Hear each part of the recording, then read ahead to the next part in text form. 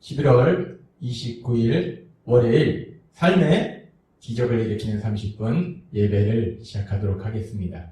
하나님께서 오늘 우리에게 주신 말씀은 사도행전 3장 6절에서 10절까지 말씀입니다. 이 말씀 제가 봉독하도록 하겠습니다. 베드로가 이르되 은과 금은 내게 없거니와 내게 있는 이것을 내게 주노니 나사렛 예수 그리스도의 이름으로 일어나 걸으라 하고 오른손을 잡아 일으키니 발과 발목이 곧 힘을 얻고 뛰어 서서 걸으며 그들과 함께 성전으로 들어가면서 걷기도 하고 뛰기도 하며 하나님을 찬송하니 모든 백성이 그 걷는 것과 하나님을 찬송함을 보고 그가 본래 성전 미문에 앉아 구걸하던 사람인 줄 알고 그에게 일어난 일로 인하여 심히 놀랍게 여기며 놀라니라. 아멘. 오늘도 이 시간 하나님께서 우리에게 주신 말씀을 듣기 전에 잠시 기도하는 시간 갖도록 하겠습니다. 하나님 아버지 감사합니다. 오늘도 저희를 사랑하셔서 하나님 아버지께서 저희를 만나주시고 또 저희에게 말씀하여 주시니 감사합니다.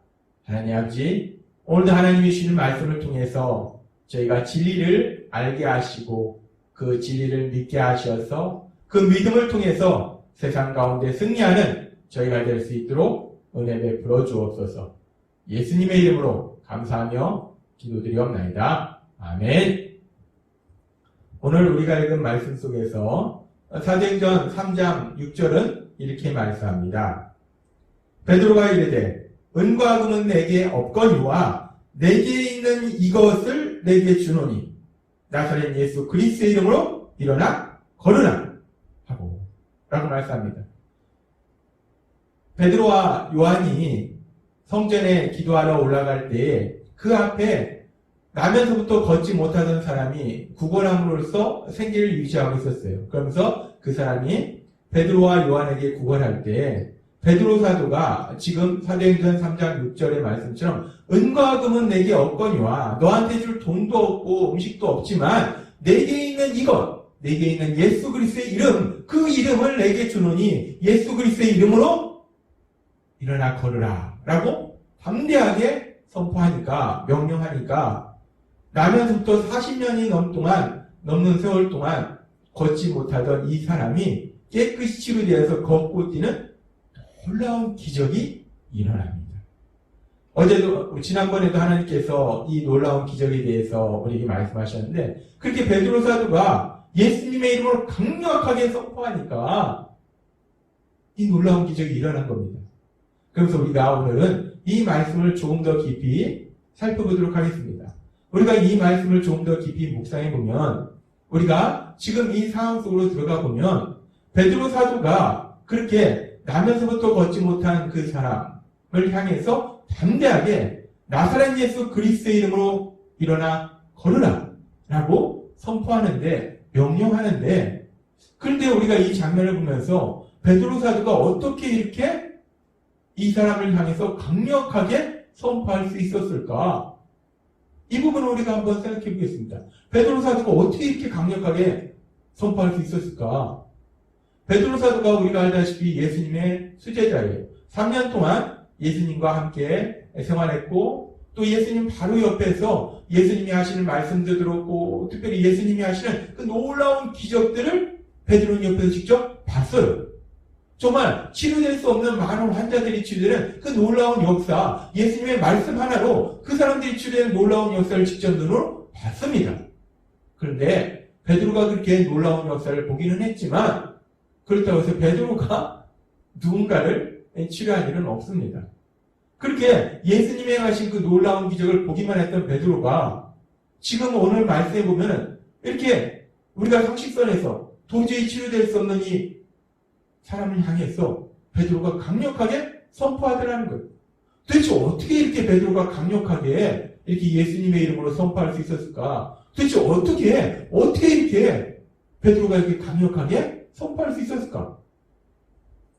우리가 이 부분을 조금 더 깊이 생각해보면 이 모든 것이 지금 우리가 읽은 사도행전 말씀에 보면 사도행전 1장과 2장과 3장의 말씀들을 보면 이 모든 것의 시작이 어디에 있었는가? 이 모든 것의 시작은 사도행전 2장에 나오는 오순절날 일어난 일이라는 겁니다. 오순절날 이제 예수님을 믿는 사람들에게 하나님께서 약속하신 그 성령님이 임하시면서 더 나아가서 성령 충만해지니까 베드로 사도가 성령 충만해져서 사람들한테 복음을 전하고 그러면서 3,000명이 넘는 사람들이 구원받는 놀라운 역사가 일어납니다. 그렇게 성령님이 이제 본격적으로 역사하시면서 많은 사람들이 구원받고 더 나아가서 구원받은 사람들이 이제 하나님 안에서 가족이 되어서 함께 생활하는 신앙 공동체, 교회가 시작되더라는 거예요. 지금 그런 상황 속에서 성령님이 강력하게 역사하시는 그런 상황 속에서 성령 충만함을 받은 베드로, 그런 상황 속에서 지금 사도행전 3장의 말씀이 이어지는 거예요. 따라서 지금 사도행전 3장에 나오는 베드로는 성령 충만한 상태였을 거라는 겁니다.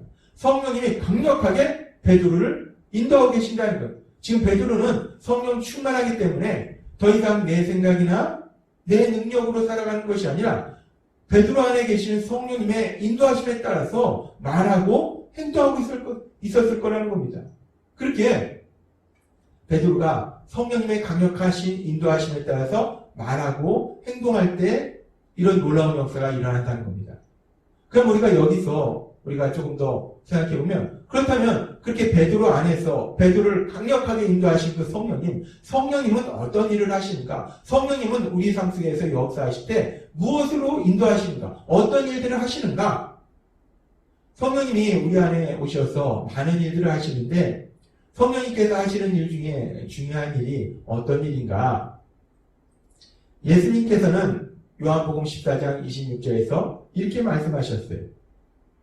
보혜사 곧 아버지께서 내 이름으로 보내실 성령, 그가 너희에게 모든 것을 가르치고 내가 너희에게 말한 모든 것을 생각나게 하리라 라고 말씀하셨습니다. 성령님이 오시면 어떤 일을 하는가? 성령님이 모든 것을 가르치신다는 거예요. 진리를 알게 하신다는 겁니다. 하나님 말씀을 가르치신다는 거예요.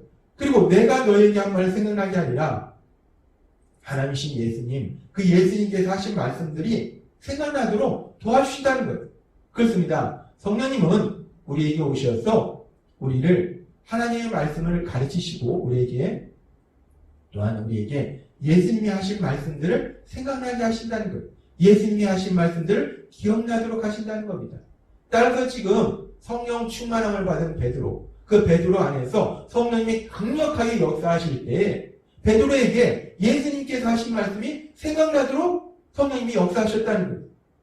근데 우리가 여기서 그럼 예수님께서 하신 많은 말씀들이 있는데 베드로가 그 순간 어떤 말씀을 기억했을까? 성령님이 어떤 말씀을 기억나도록 하셨을까? 베드로가 3년 동안 예수님을 따라다니면서 예수님이 하신 많은 말씀들을 들었어요. 모든 말씀들이 너무나 중요한데 그러면서 그 베드로에게 그러나 그 많은 말씀들 속에서 가장 큰 영향을 미친 가장 깊이 머리에 남은 말씀이 있었을 거예요.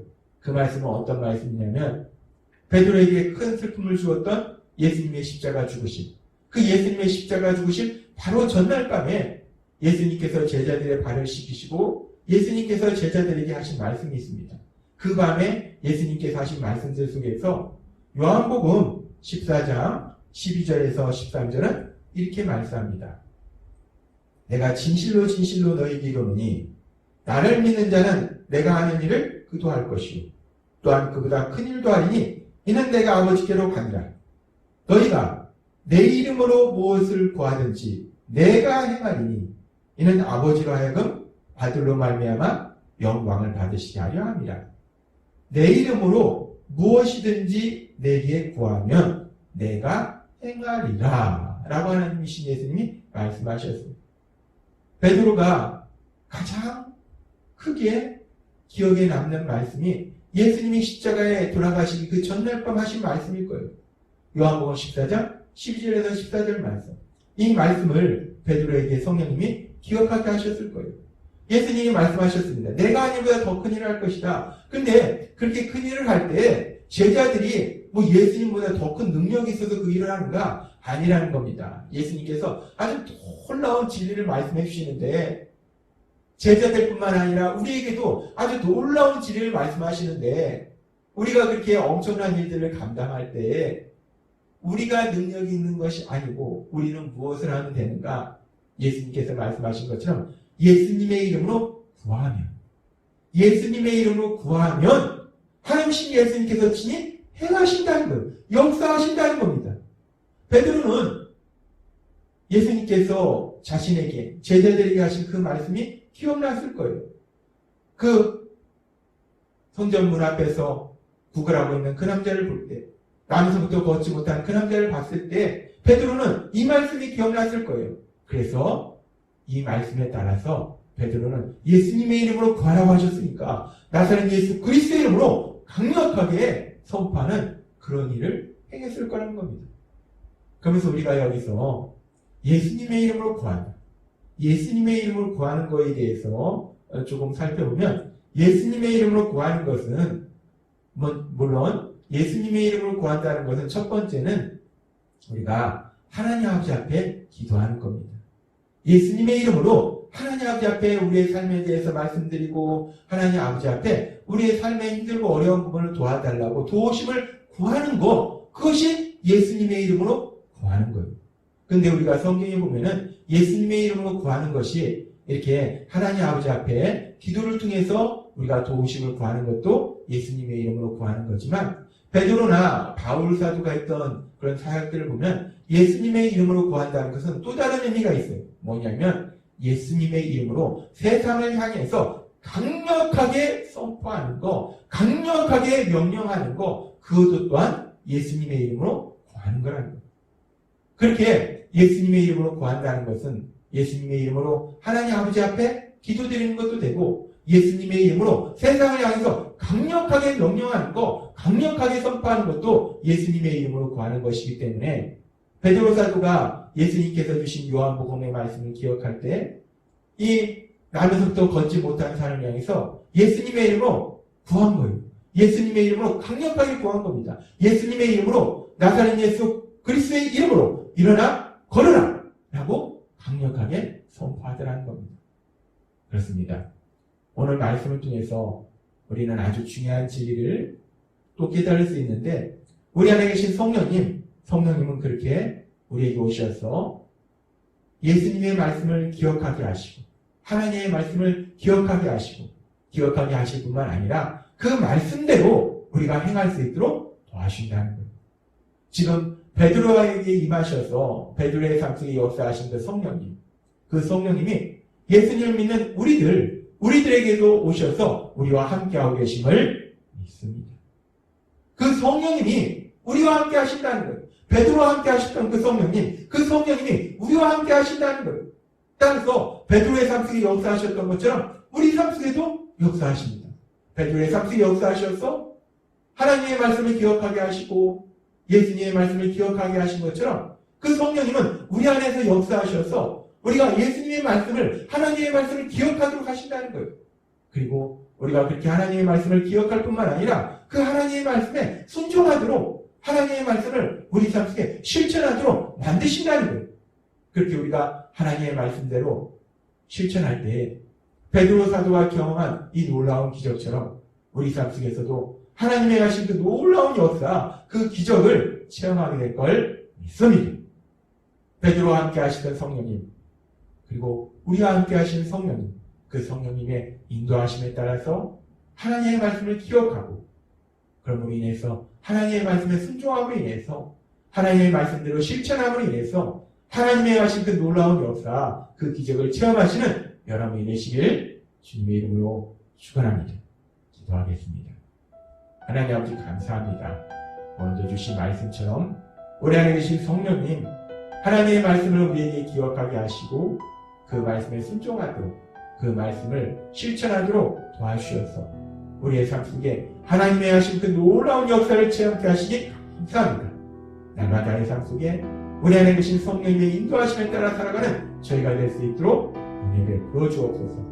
예수님의 이름으로 감사하며 기도드리옵나이다. 아멘. 이 시간도 하나님께서 우리 주신 말씀을 묵상하면서 조용히 기도하는 시간 갖도록 하겠습니다.